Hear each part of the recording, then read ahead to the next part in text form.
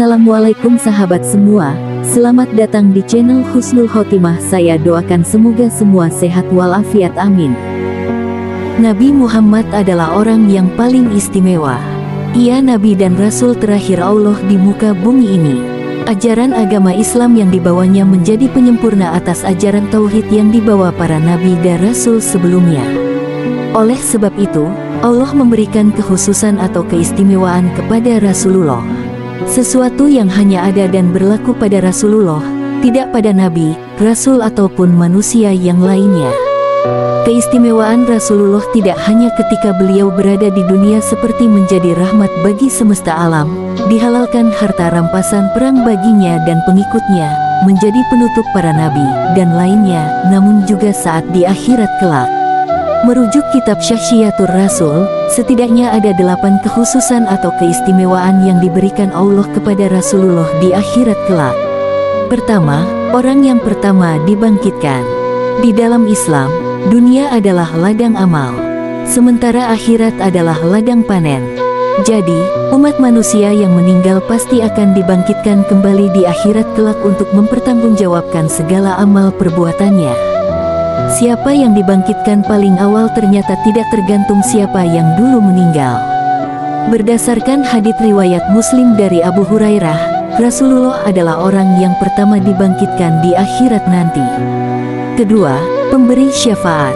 Di hari kiamat nanti, manusia berbondong-bondong mendatangi para nabi dan rasul untuk meminta syafaatnya. Namun, nabi dan rasul yang didatangi tidak bisa memberikan syafaat. Kemudian mereka mendatangi Rasulullah untuk meminta syafaatnya. Karena Rasulullah adalah satu-satunya orang diberi hak untuk memberikan syafaat, maka beliau memintakan ampun agar mereka terbebas dari siksa api neraka. Ketiga, pembawa bendera Alhamdulillah. Dikisahkan bahwa pada saat hari kiamat nanti manusia ditempatkan di padang mahsyar. Mereka berkumpul di bawah bendera orang yang diikutinya dan dicintainya. Pada saat itu, Rasulullah membawa bendera Alhamdulillah pujian, sebuah bendera yang paling tinggi dan paling mulia.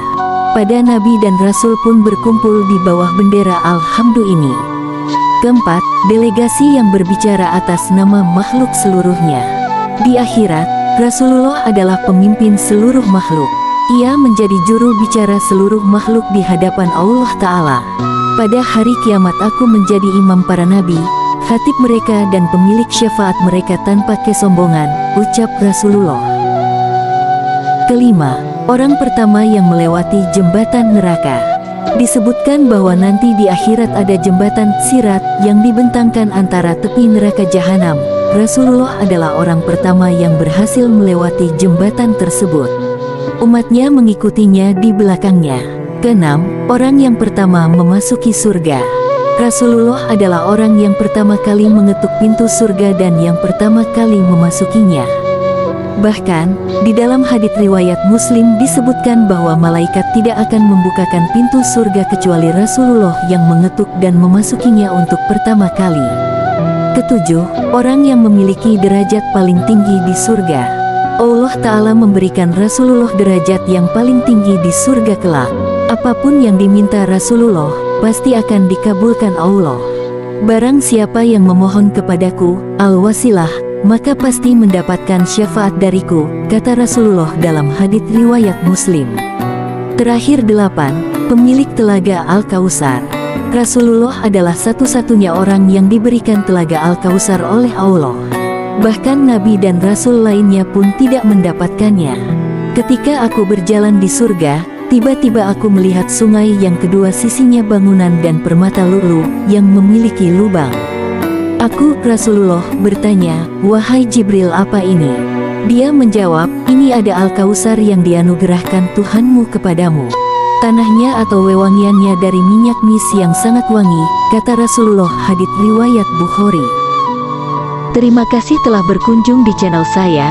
Jangan lupa klik like, komen, subscribe, dan share. Sampai jumpa di video berikutnya. Wassalamualaikum.